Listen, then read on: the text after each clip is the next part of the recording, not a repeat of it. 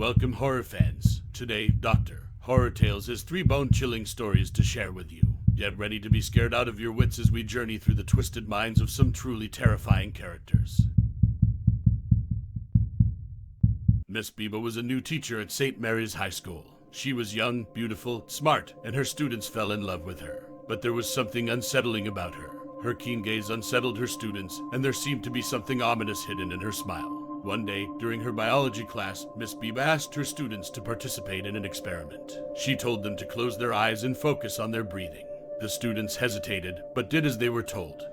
When I closed my eyes, I heard Miss Biba's heels running across the classroom. Suddenly, a loud scream was heard and everyone opened their eyes to see one of her classmates lying on the floor writhing in pain. Miss Biba calmly went to the student and helped him to his feet. She explained that it was just a simulation to demonstrate the effects of sudden loud noises on the body. But the students couldn't shake the feeling that something was wrong with their new teacher. As the weeks went by, Miss Biba's behavior became more erratic. She alternated between being overly kind and overly strict, and her class became increasingly uneasy. Students began to fear going to class, and rumors began to spread about their past. Despite their concerns, the school administrators seemed to turn a blind eye to Miss Biba's actions. It was only too late that they realized the seriousness of the situation. One day, a student reported seeing Miss Biba in a dark alley behind the school, talking to someone unidentified. School administrators finally decided to act and investigate. What they found was terrifying. Miss Biba lived a double life as a member of a sect. She indoctrinated her students and recruited them to join the cult. The screams the students heard in her classroom were not just simulations, but actual physical torture she inflicted on herself to demonstrate her devotion to the cult. School administrators immediately released Miss Biba and reported her to authorities. But the damage was already done. Many of her former students were traumatized by her classes and struggled to work through the emotional scars she left behind. As for Miss Biba, she was never seen or heard from again. Authorities were unable to locate her and were rumored to have fled the country to avoid prosecution. But for those who attended her class, the memory of Miss Biba and her horrifying teachings haunted her for the rest of her life.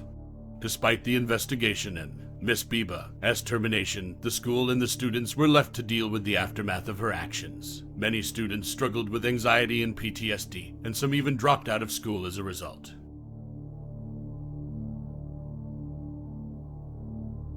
The school took steps to ensure that this never happened again, implementing stricter background checks for new hires and increased mental health support for students. However, the memory of Miss Biba and her cult still lingered, and it became a topic of conversation for years to come. Years later, a former student of Miss Biba was walking home from work when she heard the sound of footsteps behind her. She turned around to see a figure in the distance, wearing a black robe and a hood. As the figure got closer, she realized that it was Miss Biba. The former student froze in fear as Miss Biba approached her, a chilling smile on her face. "You can never truly escape the cult," she whispered, before disappearing into the darkness.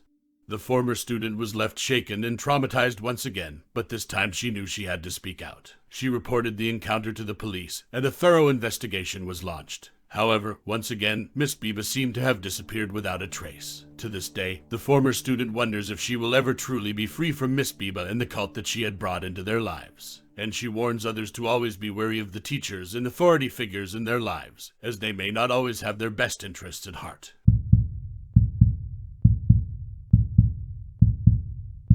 Mrs. Williams was the new music teacher at Jefferson Middle School. She was an odd character from the start, with her dark clothing and stoic expression. The students found her to be unapproachable and cold, but it was her teaching methods that really made them uncomfortable. During one of her classes, Mrs. Williams instructed the students to close their eyes and focus on their breathing, much like Miss Gray in the previous story. But this time, when the students opened their eyes, Mrs. Williams was standing at the front of the classroom holding a large knife. The students were frozen with fear as Mrs. Williams began to recite a strange chant in a language they couldn't understand. She then started to slowly move the knife towards her own throat, as if to harm herself. The students were horrified and begged her to stop, but she just kept chanting and moving the knife closer and closer to her throat. Finally, one brave student tackled her to the ground and the knife was taken away. Mrs. Williams was suspended from teaching and the police were called to investigate. It turned out that she had a history of mental illness and had stopped taking her medication. She was committed to a mental hospital for treatment, and the students were left to deal with the aftermath of their traumatic experience. They struggled to understand how a seemingly normal teacher could become so unhinged, and the memory of Mrs. Williams and her strange chanting haunted them for a long time. The incident also raised questions about mental health resources and support for teachers in schools. Despite the administration's attempts to keep the incident quiet, word spread quickly throughout the community. Parents became increasingly concerned about the safety of their children in school, and some even pulled their kids out of Jefferson Middle School altogether. As for the students who witnessed the incident, they received counseling and support from the school, but many still struggled with anxiety and fear in the aftermath. The incident left a lasting impact on the school and the community, serving as a stark reminder of the potential dangers that can arise when mental health issues are left untreated. Some students were unable to cope with the trauma and transferred to other schools, while others found solace in talking about their experience with each other. Mrs. Williams never returned to Jefferson Middle School, and her fate after being committed to the mental hospital remains unknown.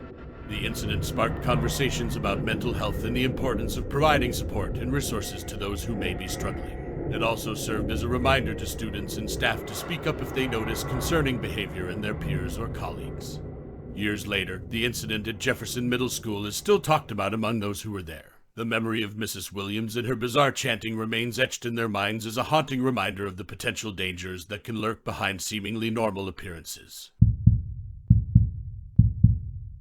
Mrs. Jackson was the new art teacher at Oak Ridge Elementary School. She was an older woman with gray hair and a permanent frown on her face. Her appearance alone was enough to make some of the younger students nervous, but it was her teaching methods that truly sent chills down their spines. During one of her classes, Mrs. Jackson instructed her students to draw a portrait of themselves. As the students began to work, Mrs. Jackson began to walk around the room, stopping at each student's desk to look at their work. When she reached one particular student's desk, she let out a gasp and grabbed the portrait from the student's hands. She then proceeded to shred the drawing into tiny pieces and throw them into the trash. The student was devastated and confused, not understanding what they had done wrong. When they asked Mrs. Jackson why she had done that, she simply replied with a cold stare and said, "You know what you did." Over the next few weeks, Mrs. Jackson's behavior became increasingly erratic. She would lash out at students for no apparent reason and seemed to take pleasure in tearing apart their artwork. Some students even reported hearing her muttering to herself in the classroom after hours.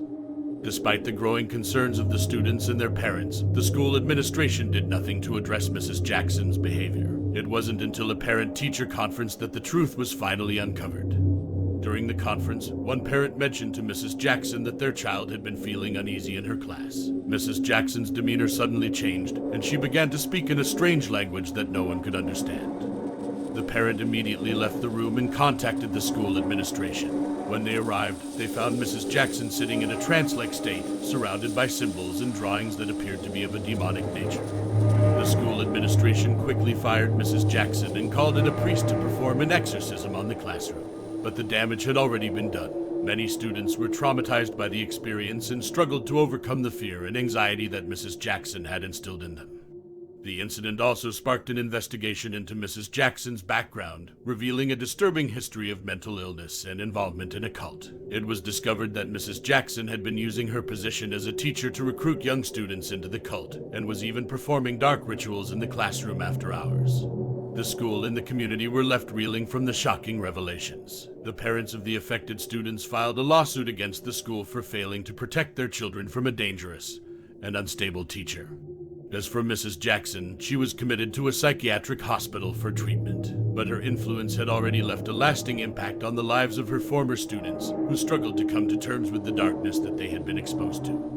The incident served as a wake-up call for the school and the community, highlighting the need for better mental health resources and support for both students and teachers. It also served as a reminder of the importance of vigilance when it comes to the safety and well-being of children in schools. The Oak Ridge Elementary School incident left a lasting impact on everyone involved. The parents of the affected students continued to fight for justice, pushing for better policies and protections in schools to prevent similar incidents from happening in the future.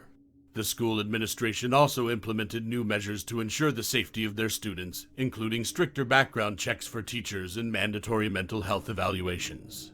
Despite the measures taken, the students who were traumatized by Mrs. Jackson's actions continued to struggle with anxiety and fear, and many of them required ongoing counseling and therapy to overcome the trauma. In the years that followed, the incident faded from public memory, but for those who lived through it, the memory of Mrs. Jackson and her disturbing behavior would never be forgotten. The incident served as a stark reminder of the potential dangers that can arise when mental illness is left untreated, and the importance of taking swift action to protect vulnerable students from harm. Thank you for watching these 3 chilling stories about creepy school teachers. We hope they gave you goosebumps and kept you on the edge of your seat. If you enjoyed these stories, please subscribe to our channel and turning on notifications to stay updated on our latest content. We appreciate your support and look forward to bringing you more thrilling tales in the future. Remember to always stay vigilant and speak up if you ever feel unsafe in a school or any other environment. Thank you for watching, and we'll see you in the next story.